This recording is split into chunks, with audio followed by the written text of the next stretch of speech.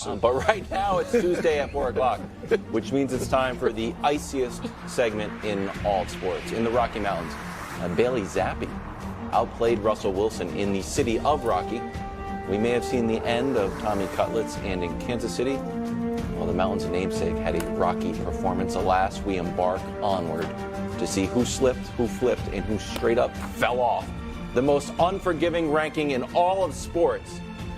Come with me as we climb Mahomes Mountain. Wilds, I'm a little on tilt. Why I know you is don't that? have your reading glasses on, but can you read that text, the gray one?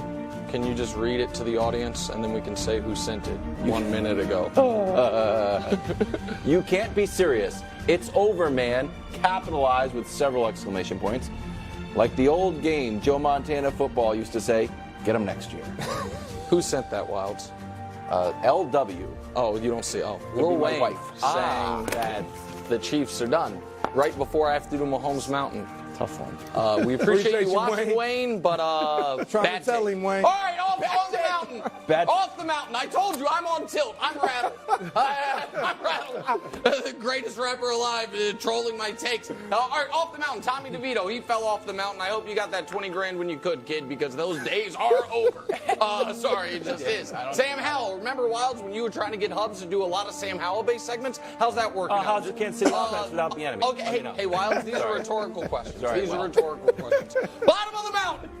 Russ about to fall off. Russ about to fall off and going to be playing somewhere else next year. I think everyone at this point, that's going to be a classic category 2, and I need those right now because I don't have many Cat 1 opinions. Easton Stick, shout out to him. Bailey Zappi. And in Washington, the best quarterback all year long has just been sitting there waiting. Love it. He almost brought him back. All right, next, level 6. 3 show favorites.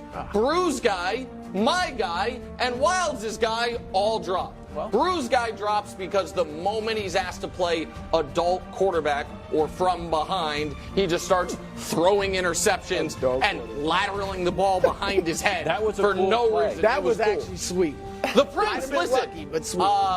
All, of our royal legends have had their Achilles heel. For some, it was an actual Achilles. For the Prince, he doesn't play well through injury or in the rain.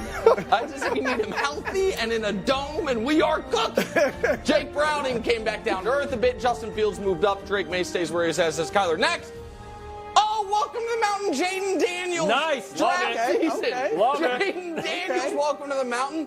Jalen Hurts Ahead threw of for me. 300, but had the kind of brain lapse, and the pick 6 might not have been his fault, so he stays where he is. Joe Flacco. Guys, in 2019, 2020, and 2021, those 3 seasons combined, Joe Flacco won 3 games. I said on this show, November 10th of 2021 during a gambling segment, America, this might be our last chance to bet against Joe remember Flacco. that. Yes. We were in boxes. He's won as many games in this month as he had won in the previous 3 years. And Gino, Brew wrote him off. He ain't right back. He's offering comebacks, going to be back in the postseason. Brew called him a pumpkin even when it wasn't Halloween season. Level 4. Stroud moved up by virtue of me seeing the Texans without him. Great Like, you take. know what? You move up. great Caleb take. drops because other people moved up above him. Baker, I mean, you know how great Baker's got to be to hang 30 after winning Player of the Week to play great and can't even move up. Like Wow. Jared Goff moves up as well. Listen, Goff and the Prince both like the dome. They just, unfortunately, luckily, Goff gets playing one. Next, Stafford. Great game, stays where he is. Yep. Two, an excellent game, stays where he is. Josh Allen, it just is what it is.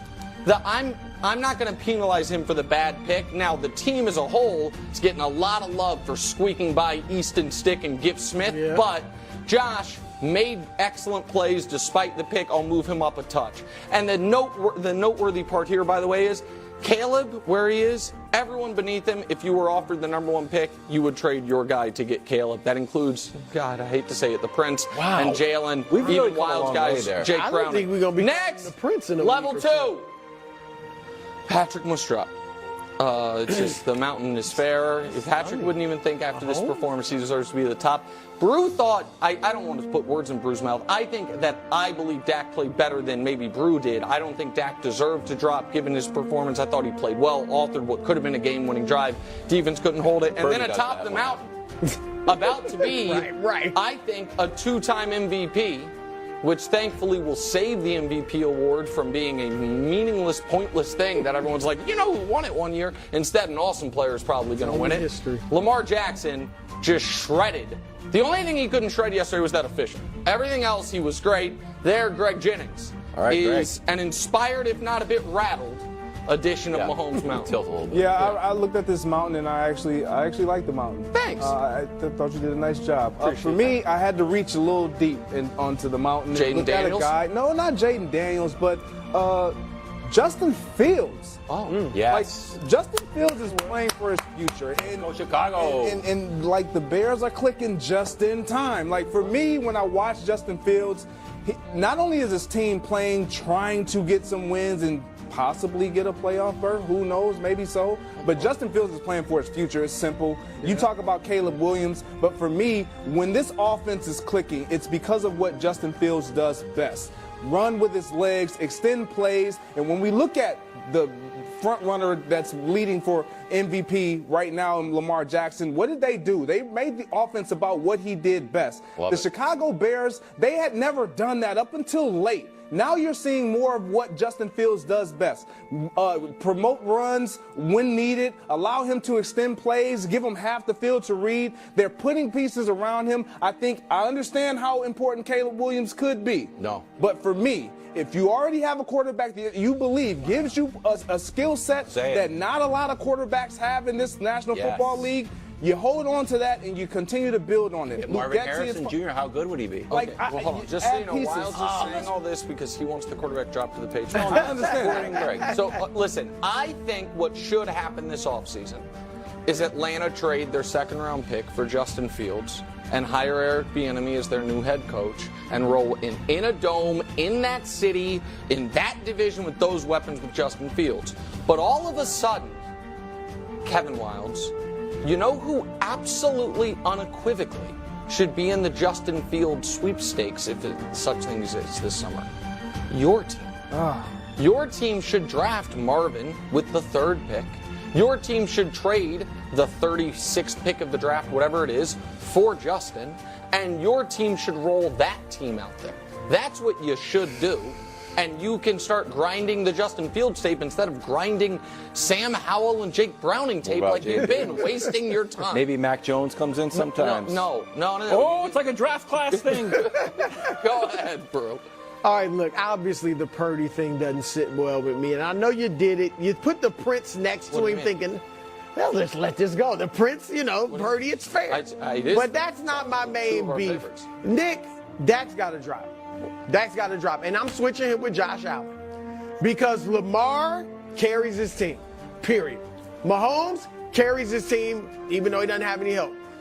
Allen carries his team. Dak carries his team at home. But on the road, it's a problem, man. Versus winning teams on the road this season. 0-4, completion percent. Look at the rankings in the league. 27th, 19th, 25th, 23rd. 6 touchdowns, 4 interceptions in 4 games against teams with winning records. That's not even saying the absolute best necessarily. But who are they? They're going to be on the road in the playoffs. Maybe. And they're going to be on the road. If Philly loses one time, they might not be. Likely they're going to be on the road. And they're going to play teams with winning records, good teams. So I don't think you can trust that Dak's going to carry them where they need to go in the playoffs. All right, can I just, the counterpoint to what the mountain is not a home or away. It is not against good or bad. It is all encompassing. And here is Dak's rankings for the year overall.